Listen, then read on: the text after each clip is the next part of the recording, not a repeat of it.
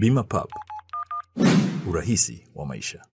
Nawashukuru sana kwa kukubali mapendekezo ya DCC kuhusu kugawa jimbo la Ukonga ili kupata majimbo mawili, yani jimbo la Ukonga na Kivule, ambapo jimbo mama yani jimbo la Ukonga litabaki na kata, tunapendekeza kuwa libaki na kata 7. Kuna kata Ukonga, kuna kata Pugu, kuna kata Pugu Stesheni, kuna kata Gongo la Mboto, kuna kata Zingiziwa, kuna kata Buyuni na kata Chanika.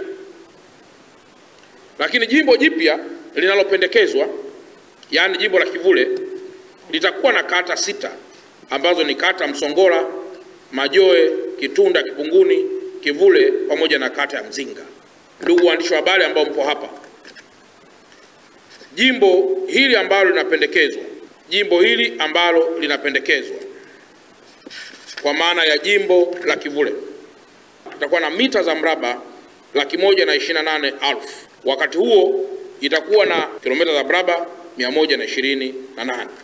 Jimbo hili la Kivule linalopendekezwa litakuwa na jumla ya watu 431,736 kwa mujibu wa sensa ya watu na makazi ya mwaka 2022.